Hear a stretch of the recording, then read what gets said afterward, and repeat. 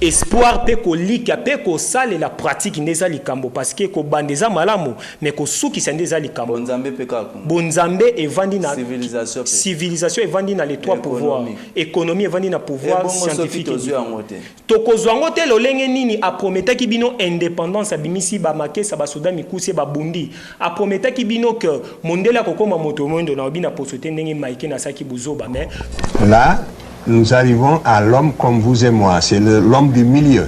C'est le crâne du milieu, c'était un noir, c'est l'homme que nous appelons dans la littérature, si vous voulez, préhistorique, l'homme de Grimaldi. On sait que c'était un homme de morphologie noire. Quand on voit sa morphologie, on voit que c'était un noir, vous voyez bien, la forme du visage est très typique, et nous l'avons comparé avec un crâne d'Africain d'aujourd'hui. Le crâne de gauche, c'est un crâne de Malien que nous avons dans notre collection à Dakar, à l'IFAN. Et le crâne de droite, c'est le premier homme blanc qui apparaît sur la Terre, à la suite de la transformation de l'homme du milieu.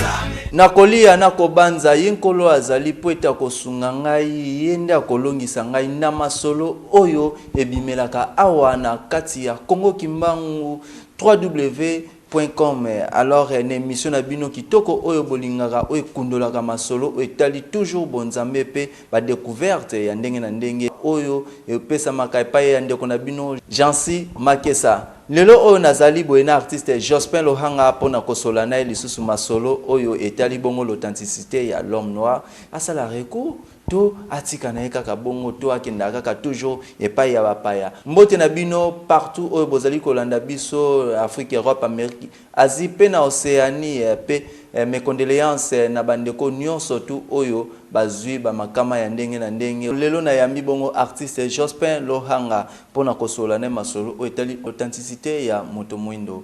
Artiste Jospin Lohanga mbote nao. Mbote papa Makesa Congo Kimbangu émission Les Savoirs. Mbote na balandi baye culturel bana tata Kimbangu ya kati pe libanda. Mbote na bayi ya centre de recherche d'art Kimbangu. Mbote na David Konga o apesi biso accès tokota na musée na bango. Pamba te to sala émission pour na droit d'auteur. Et mbote na bato banso o balingaka émission Les Savoirs. Ok, merci Nayo. Alors, par rapport au confinement, oyo, ezali toujours progressivement. Déjà, yangwana toye kolobela authenticité et sengi na biso siko to s'apprendre en charge. To ebalolenge nini tokoki kotambwisa mokili ba biso pe ko s'échapper na filet satanique oyo mongunia abwaki po ete akoisa culture na biso à travers pandémie ou ya Covid-19. Alors l'autre solo vraiment ma solo etali moto moindo azali être moko ya liboso apesa ki civilisation na mokili to ezali kaka mondele ndenge toza komona pe lelo évolution yango ndenge ezokokende. Wutakala papa Diange na kuntima alela lobi moto moindo alongwa wapi? Pambate partout siko kokende moto moindo azakaka na pasi azakaka na souffrance. Mbuta kiamanga na ekoemba nzambe tokomitunaka loposo moinde uta wapi? Question ezalaki tellement mingi bato bayembi ndesinga ki tata Kimbangu apesa lumière et bana baye ont inspiraki bache Kata Diop, ba professeur Gomez, ba professeur Bobé Bisweswe, ba professeur Wabeladio, bato minene oyo papa Kimbangu a inspiré, to sali ba recherche ba archéologue to ko trouver ba piste. Moto moyindo azali kulutu ya yambo. Oyo a occupaki planète Terre. Race noire ezali race oyo eboti ba coloration nyonso pamba te mondele ailika ka coloration.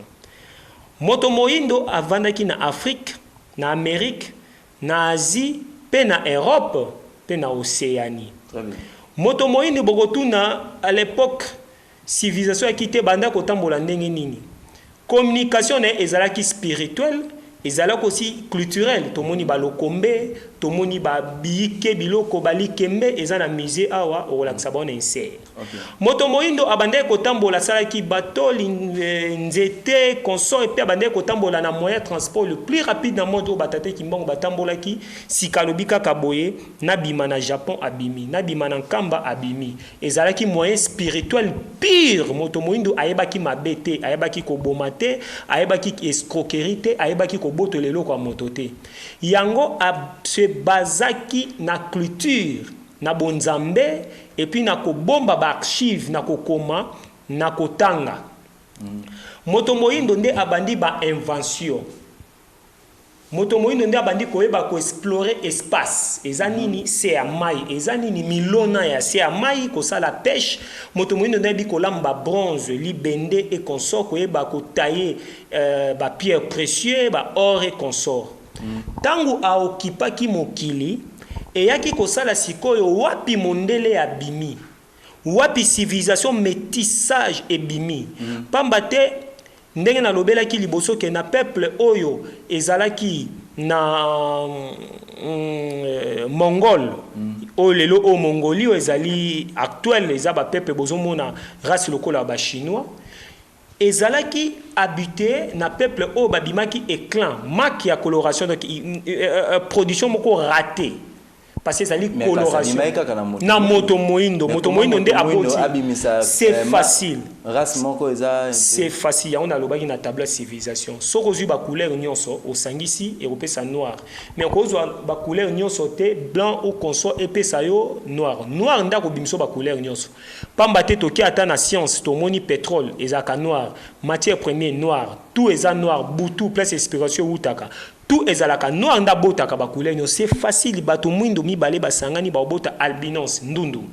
bato mimwindo wana toko perdre temps te ba merci ba yebi eza déjà prouvé dans le monde scientifique nde siko tango peuple wana ayeko bota bazalaki les deux tribus o ba avandaki e ba Malte na ba viking bango nde bazalaki peuple ba bimaki na po ya bongeli wana moto mwindo avandi peuple o autaki swaki kovanda na côté à Grèce hier azalaki na civilisation na maboko kasi peuple o bazalaki le plus violent parce que bazalaki maelete banda ko salelo côté ba olata poswa nyama bango loko bayebaki bitumba bakola mukana tongo babundi babomani wa jumwa sa moninga désordre utakala nde bakoya kokota baye ko sala découverte bazoya mboka nyonso bakoleka bakoboma moto muindo bako remplacer peuple wana peuple viking soki Malte a découvert peuple moko bango baye babomi ti ndengo moni bayiki ko éliminer peuple bakuta ki na ba Royaume-Uni na ba Grèce na ba France Europe en général nde peuple oyo ya mutu muindo tango azosala tour baye kokutana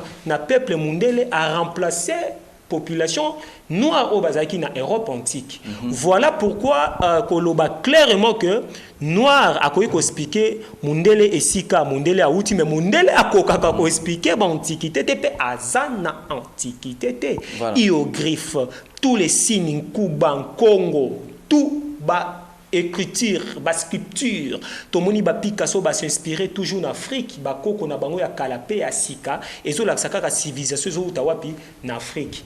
Voilà un peu on a repé ça au lumière étant que noir a outi wapi. Mondela outi wapi yango moto moindo a ko expliquer mondele place a outi sans à discuter un mot. Et loko nini arriva que le moto moindo a perdre authenticité na alors. Voilà pourquoi moto moindo a perdu authenticité na ye. Ngai na kosenga balanda élément ya kulutu te kata diop bako comprendre pourquoi moto moindo a BBC. Moto moindo a BBC pambate tango ba meme na violence a se préparer qui pour na bitumba te maki maele sikaboye mawa ya koluka kosala échange ya connaissance bato wana tango bazu batie ego bakangi yango etant que baégoïste balingaki lisusu te moto moyindo azongela na boyebi ya ye babandi koboma babandi kobuka bandi kochanger bandi kofondre histoire ekomamaki na bronze na antiquité po bachanger yango bakomisa l'homme noir mondele pamba te même tokomona ntango baye na Afrique bakutaki Afrique ezalaki Égypte, la monnaie Égypte, non, le royaume Congo avant Égypte antique. Voilà. Mais dans Égypte antique, Égypte antique, la première puissance, elle est si mokili ya Méditerranée pendant 1000 ans. Donc c'est que bisonde tozalaki na leadership ya botongi ya nyoso. Première puissance toloba. Première puissance baye ko envahir biso baye ko yiba ba écriture nde ba memaki yango na mokili wa bango ba traduire yango po ete baluka siko ko falsifier histoire. Oyo ya moto moyindo akomi pe alakisi pe asali nde okomona to akozonga lisusu na deuxième colonisation okomona tango tokomi na époque moto ayambo Moïse o akomi babuku soki 4 ou 5 Moïse alaki noir à prendre le lengini na koma roi. Donc Pharaon a comprendre source il y a développement yango akomaki na jeunesse ayeko komana Exode, Deutéronome, Lévitique et consort ba mikanda parmi eux na Bible ou eza na antiquité kutu na parlons même pas na ba pyramide et consort. Donc voilà place moto moindo azali place mondela za moke babuki bazola ba antique na biso ya ba sculpture balongoli même ba momi ba bombi bazui ba po bango ndenge yaki kokoma po ete ba kotisa bango po kaka bato histoire ebeba. Mais nzoka to yekoli lelo oyo ceux qui bolandi beaucoup comprendre que source ya question na yo précisément c'est l'homme noir ndazaki li bosso ndazali na katikati ndi azali na futur. OK, merci Nayo artiste Jospel Ohanga. Est-ce que là nous arrivons à l'homme comme vous et moi, c'est l'homme du milieu. C'est le crâne du milieu, c'était un noir. C'est l'homme que nous appelons dans la littérature si vous voulez préhistorique, l'homme de Grimaldi. On sait que c'était un homme de morphologie noire. Quand on voit sa morphologie, on voit que c'était un noir. Vous voyez bien, la forme du visage est très typique. Et nous l'avons comparé avec un crâne d'Africain d'aujourd'hui. Le crâne de gauche, c'est un crâne de Malien que nous avons dans notre collection à Dakar, à l'IFAN. Et le crâne de droite, c'est le premier homme blanc qui apparaît sur la Terre, à la suite de la transformation de l'homme du milieu. L'homme qui est à droite maintenant, on ne le verra que l'homme qui est au milieu est entré en Europe il y a 40 000 ans. Il va vivre en Europe de moins 40 000 ans à moins 20 000 ans, et c'est pendant cette période d'adaptation à un climat extrêmement froid qui est très différent du climat actuel. Parce que c'est pendant la dernière glaciation que la Terre a connu et qui a duré 100 000 ans.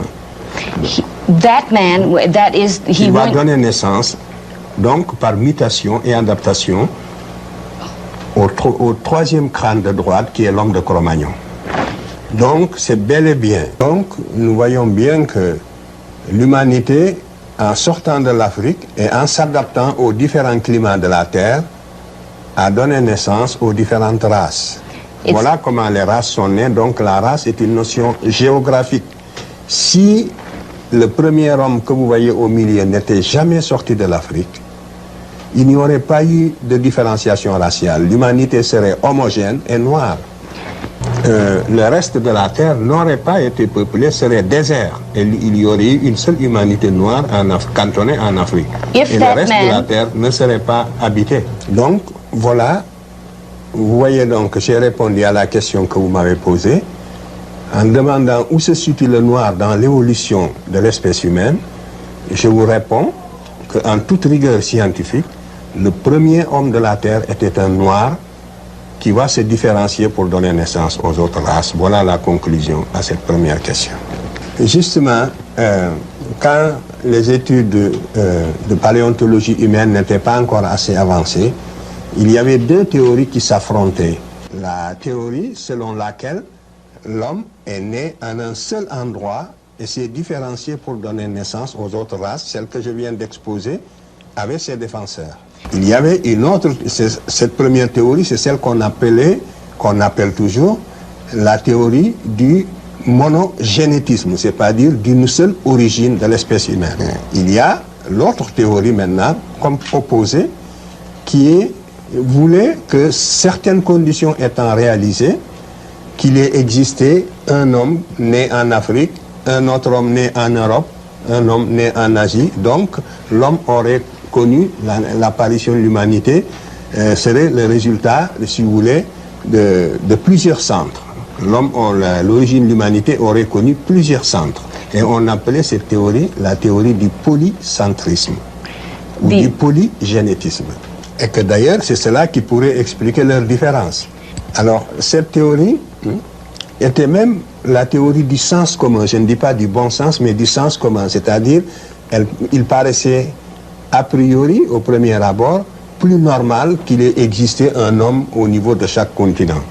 Mais lorsqu'on y regarde de près, il y a deux faits qui sont venus infirmer cette théorie. D'abord, la nature ne passe jamais deux fois par le même point dans son évolution.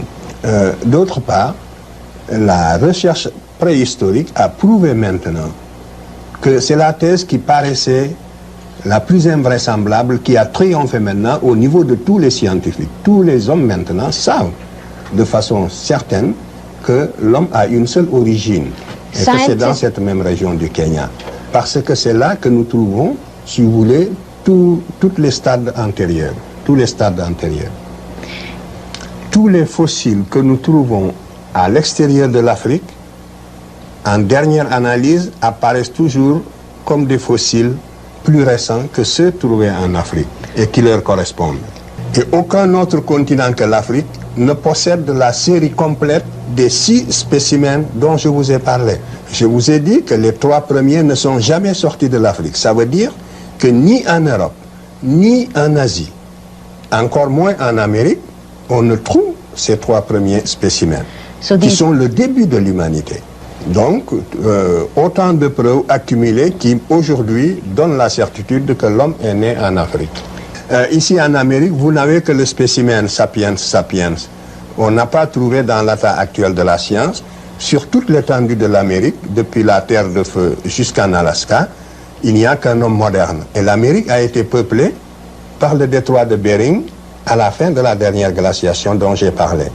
Donc, il n'existe qu'un seul spécimen, le dernier ici en Amérique. En Asie, on a l'Homo erectus, et l'homme de Néandertal et l'Homo sapiens. En Europe, également, on a l'Homo erectus, l'homme de Néandertal et l'Homo sapiens. Et tous sont sortis de l'Afrique. Les uns sont passés par l'isthme de Suez pour aller vers le sud-est asiatique, et les autres sont passés par le détroit de Gibraltar pour aller à travers l'Espagne, dans le midi de la France. Et à partir de là, ils ont irradié jusqu'au lac Baïkal, en Extrême-Orient. Et le polycentrisme est une théorie qui voulait absolument établir la hiérarchisation des races, qui voulait démontrer qu'il existe des races inférieures et des races supérieures. En effet, si les 3 races de l'humanité avaient des origines différentes, on aurait pu supposer que pour une raison ou une autre, il y a une hiérarchisation des capacités intellectuelles. Parce qu'ils n'auraient pas eu le même héritage. J'ai dit que si les 3 races avaient des origines différentes, on aurait pu supposer qu'elles puissent avoir des capacités intellectuelles différentes. Et donc défendre l'idée de l'inégalité des races. Donc, on aurait pu défendre l'inégalité des races. Cette théorie, donc, est pour la défense de l'inégalité des races, la théorie du polycentrisme. C'est pour ça qu'elle a eu des défenseurs très acharnés. Mais la science l'a définitivement écartée. Donc, la théorie monogénétique, elle, montre que, puisque la souche humaine est commune, que toute l'espèce humaine a les mêmes capacités intellectuelles, qu'elle soit noire, blanche ou jaune. Je ne suis pas en train de montrer, par exemple, que le blanc est supérieur au noir. Ce ne serait pas que le noir est supérieur au blanc. Ce serait faux. Donc, aucune race n'est supérieure à l'autre. Toutes les races ont les mêmes capacités intellectuelles. Justement, le lobe antérieur du cerveau dont je vous ai parlé est le même pour toutes les races. On a fait des travaux extrêmement poussés, ici en Amérique, en Europe et partout, sur l'anatomie du cerveau. Et on n'a jamais trouvé de différence significative permettant une hiérarchisation raciale, surtout au niveau de l'anatomie du cerveau antérieur dont je vous ai parlé. Donc, tous les biologistes savent ce que je dis en ce moment. Toutes ces analyses, les résultats de ces analyses sont concluants et tous ceux qui s'occupent justement de biologie humaine savent tout ce que je vous ai dit aujourd'hui sur ce point-là. Cette question-là aussi, au niveau de tous les scientifiques sereins, objectifs, est une question qui est acquise. Il a fabriqué de toutes pièces ce fossile qui est faux. Il l'a enfoui dans les sables du Sussex en Angleterre. Vous voyez bien, regardez bien, vous verrez qu'il a le front haut comme un homme moderne. Il est comme nous, il a les yeux et un grand front. Mais vous voyez, regardez sa mâchoire. Sa mâchoire est une mâchoire de singe, d'orang-outan, avec les deux canines. Regardez les deux canines, c'est une mâchoire de singe. C'est en 1900... Et justement, cet homme, ce spécimen, qui est un faux, avait donné naissance, dans le domaine de l'anthropologie physique, à la théorie des pré-sapiens. C'était pour démontrer que l'homo sapiens est né en Angleterre. Et que donc l'homme est né en Europe, et particulièrement en Angleterre. Et vous avez ici des défenseurs, je ne sais pas si je peux les citer, mais il y a des anthropologues américains qui ont épousé cette thèse-là, et nous savons aujourd'hui qu'elle est fausse. En France aussi, il y a eu des anthropologues qui l'ont défendue et nous savons qu'elle est fausse aujourd'hui. Alors, et comment a-t-on su qu'elle est fausse? C'est parce qu'il y a un autre savant anglais de bonne foi, cette fois-ci, qui l'a analysé et qui a démontré sa fausseté. C'est le professeur Oakley qui travaille au British Museum et qui a démontré la fausseté de ce spécimen en 1954. Mais vous voyez, pendant près de 50 ans, le mal était déjà fait parce que la communauté scientifique était divisée en deux courants. Un courant défendant la théorie monogénétique et un courant défendant la théorie polygénétique appuyé spécialement sur ce spécimen. Donc nous voyons quand même qu'il y a des savants de bonne foi. Et leur action compense justement celle des autres. Et quand nous les rencontrons aussi, il nous faut les saluer au passage. C'est le cas du savant Oakley dont je viens de vous parler. Alors, artiste Jospel Ohanga, est-ce que c'est vraiment important que Motomoindo Lelo Oyo a ça la recours à l'authenticité, à zong la valeur naie, to attribution naie? Si Boumbu Oyo tozali na ango lelo ndenge na lobi na tableau civilisation Boumbu Oyo Motomoindo azali na yango ekokenda 4400 ans. Souffrance ya Motomoindo banda a perdre yango ti toza ko continuer na yango eleki baike génération en génération. Sika Motomoindo akomi na posa azwa naissance, renaissance wana nouvelle souffle po aiba ko vade na confinement oyo mundele a coffre ye, a bloqué nini, aliénation au mundele ki ko kotisa ye, obligation au mundele ki ko lakisa ye, makambo azo maîtriser même pas sur le plan spirituel. Tika oyayo landa o abiso o pe ya bango na lobi bien peuple viking et mat bazane loko mo ya ko apprendre noir bonzambe philosophie et consorte totiki to e ko zo enseignement moko fouti. Imaginez ti lelo biso to pesa kaka enseignement o ba lakisaki ba papa Simon Kimba on a 21 yango ti lelo na 2020 ba na biso ba otanga. Alors il faut changer le programme wana. Il faut ko changer. To keina maloni na kolia na nyoso ça dit ba fomenter moto mwindo ba bomie. Ozombo na moto ana discours malamu mais amati ne bonga akomi ko sa na mabe. Yango papa professeur Bobé biso na ba recherche na lobby est-ce que na kotunaka politicien congolais to africain eza bondo kinde salaka bongo to motema mabe non ezali aliénation ça dit moto azomiyeba o ya yete azondima ba pa qui a conscience bazali inconscient bazomiyeba te za lokola aveugle azotambusa ba inconscient na ebite nana omema moninga na nzela donc moto mwindo siko esengi arracher oyaye. Imaginez que na misé bato mosusu otali elenge mwasi kitoko mazoloba artiste wana azana nini ye asalaka bikeko biloko ya bandela fuiti 50-60 euros akoti mpe ayebi te keza biloko ya bakoko na ye le kimbangisme oyo tozoloba bato bapameli yango balobi ke Simon Kimbangu ndoki nzoka masengeni oyo bazolakisa bango soit disant na bareveil oyo yaki kolalisa population ezalaki oyo ezalaki financier chez les Américains envahir connaissance spirituelle na biso papa Mobutu ayeko regretter mpo na nimi mpesa bango agrément ministériel. Voilà ezali important tozongela ba attribution na biso tozongela vraiment moto muindo akomi nango na nzala na mposa pamba te batambwisaka mboka te sans culture na bino. Peuple sans culture ezali peuple moko perdu. Peuple sans spiritualité, ezali peuple moko perdu, peuple sans indépendance spirituelle, boko tambu sa politique ndenge nini, bokenda ka repa ya bapaya. Nzoka kokende pa bapaya, ezali ko la ba vandeli bino na nzungu na ba. Artiste Jospin Lohanga, olobimaka moko très important aussi capital. Ni kambo oyo indépendance spirituelle.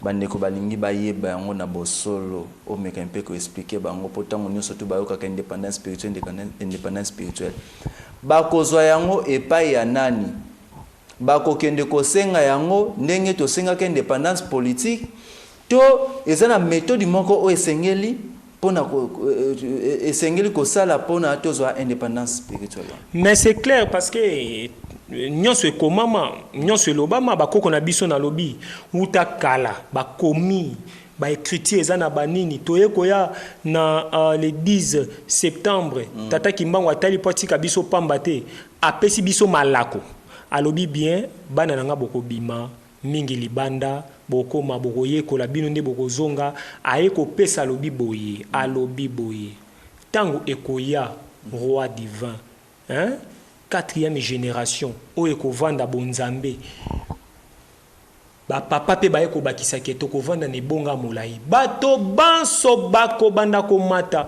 pona kozwa boyebi spirituel politique et scientifique poete boyingisa na ekolo wa bino botombwa mibwa solo ya développement réel pas photocopie pas copie-coller bokoko pe biso ya biso tokozwa yango epa ya tata Kimbangu place ezola kisake ezali na sainteté donc mundele ndenge azwa biso spiritualité na tokyo senge pa na été mondela azwa spiritualité te boyeba spiritualité pe traversa te mondela kosa o mondela azwa eza copie azwi copie siko azokoka pe ko déchiffrer yango te azi siko ko salela nde na mensonge mondele to sata to mongunia to mal to mabe et eza ko travailler na peur na lokuta nzoka soki kaka bo décoder mensonge bo solo eza nango échanger te papa Makesa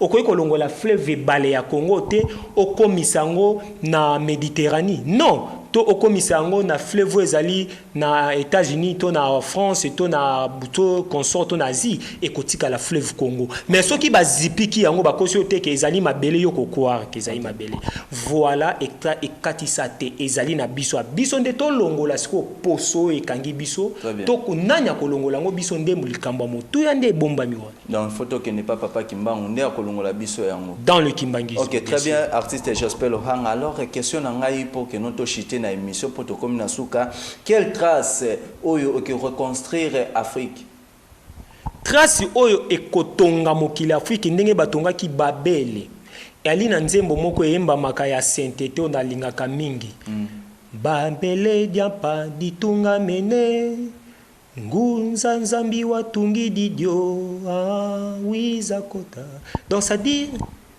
tango bango bayokanaki kotonga base bazaki na nini oyo Babele asike kotongama nani azotonga yango ngunza nzambi ngunza nzambi mpungu tulendo yave grand boussole o azotala tous les 4 coins ya civilisation ya butu moi bike bato ye avandi pote azela lolenge nini bana maele bakoya na makolo na ye po ya talisa bango conduite tala ndenge balobeli juif azali noir. Nouvelle Jérusalem, Yerusalem yasika. Code oyo kotambusa mokili ekolesa mabota bakobanda kokita bike bato kwa koluka yo moto moindo.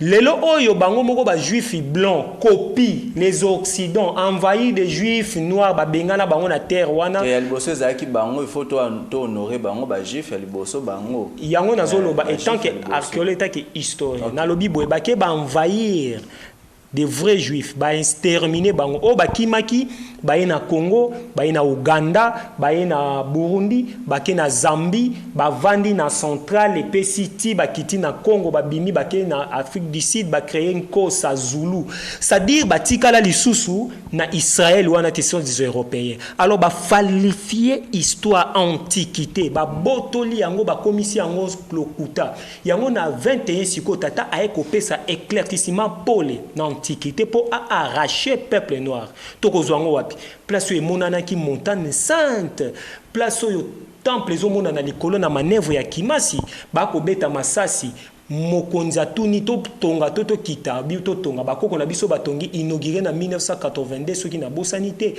devant tous les sages mec atindi bato Vatican tindi bato bandimi yango eza ko commémorer 37 000 familles déportées à l'obésilité na keke na biso asiko to tonga misé evandi sa savoir pour te lokuta bato esuka ya vandi ya croisé accueillir Europe été akatisi Méditerranée avandi na savoir o ba koko batiki ya incarné yango sur le plan physique koko abiso ayambo sur le plan spirituel kimbango yemoko sur le plan scientifique mvoila lulendo o ezana mayebi pe bwani ya bososoli moto moko te na monde tata makesa akosa yo ki ali na mvoila lulendo moto moko te akosa yo ke nzoto na epolate ni atata kimbango emonana tembete ezali na Congo awa yo kanisi République démocratique du Congo ezo kambama na bakonzi politique Union africaine to tiana ba organisme libanda ba yeba ke tata kimbango apolate a lokuta mais si ba ke ko envahir te mais basali yango soki siko bandimi yango c'est que ezali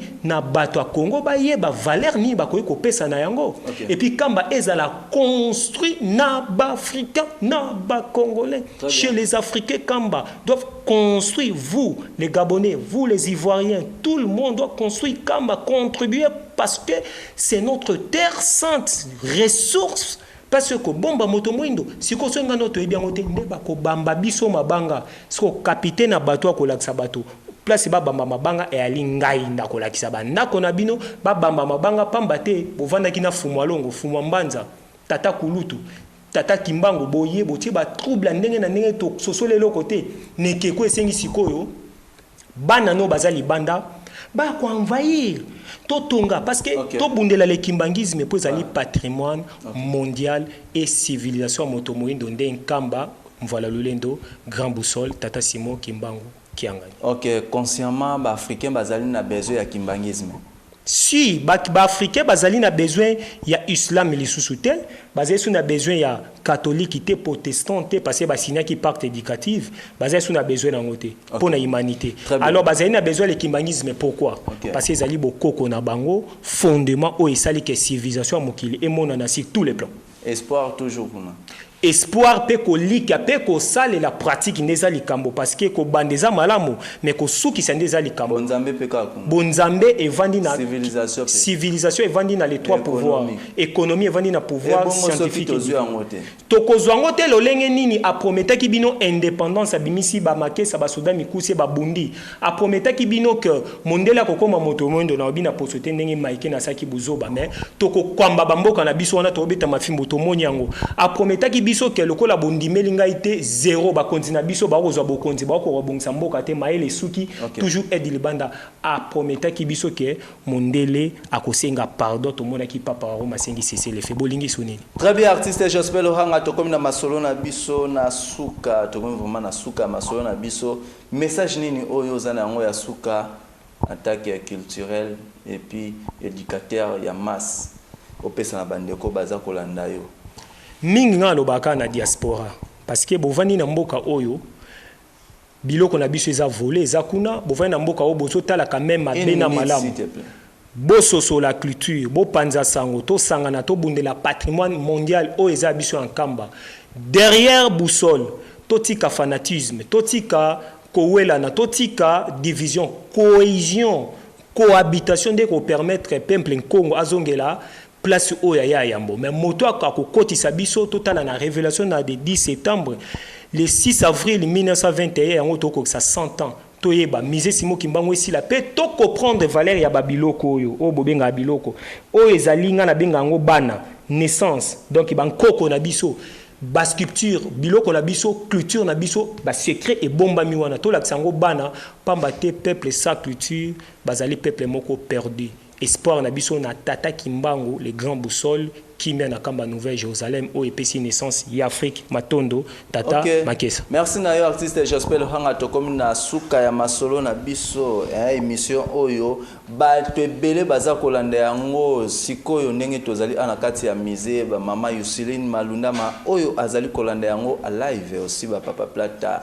ba papa Dems Mundele Mbokali ya ba nyonso to bazali na Europe le roi ba mama Christiane Barbosa ba bi confinement mais kasi to bande pe ko déconfiner kaka progressive malembe toujours na masolo yango contribution na bino pona Congo Kimbangu to bande ko senga toujours pona studio mekasi batamitema malamu soki ozali kolia oza ko banza pete po ete ko bongisa pe mo mosala oyo ezo ape esikat numéro na biso ezali wana obengi biso numéro ya banque pe ezali wana mo contribution na bino $1 $10 et ça là bien pour que mosala oyo ekende liboso ngai wa bino ndeko Jansi Makesa azaki bo na présentation mokolo lelo bozaki ya kosepela na lisolo o etali authenticité ya moto moindo tolobela ngo bien na mozindo oya ko comprendre ndenge naza kolobaka toujours ozali koli ozali ko banza ete nkolo azali po ete kolongisa mais soki kana Afrique to ko banza teke nkolo azali to tala Europe Vatican donc yeba bien que nkolo akolongisa biso ba africain te totala kaka et pas naie. Merci na équipe mobimba ya Congo Kimbangu Levi Kawite aussi na Jonathan Kulungwa Benito Solana kuna mama Kati bambote na bino ya mingi place oyo bino bozali Afrique Europe Amérique Asie pe na Océanie bambote ya mingi mes condoléances toujours na ba famille oyo ba otiko perdre bandeko ebele. Merci na bandeko bazali kolanda lokola papa ekofokuna na Londres bambote na ya mingi teva munene otiango kaka pona émission les savoir. Merci na yo ya trop. Tikete to komisa moko sa divinité papa Kimbangu Kianga ni mope mise place openda batu tout bazela yango. Sa divinité papa Kimbangu Kianga ni mope mise sa divinité na loba ya milimo ya mabene ya malamu po etazo nganga. Ezate lokola chef spirituel mobo ya ndembi na makaya bute. Na bibwe sa divinité papa Kimbangu Kianga ni mope mise. Oena moto ya bomaka yango oena makelele ye akitisaka yango parce que c'est lui le consolateur oya ovanda katikati ya biso na bino oyo azali ko freiner laiswa soki laiswa ete to okutana na biso na bino kaka na biso le savoir ciao.